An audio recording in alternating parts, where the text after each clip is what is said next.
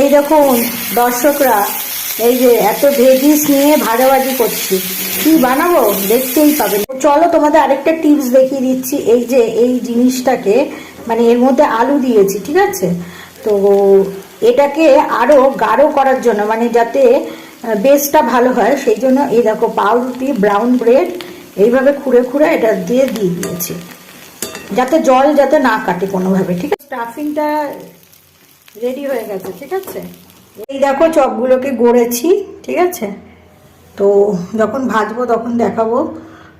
এখানে বোধহয় 8-9টা চপ।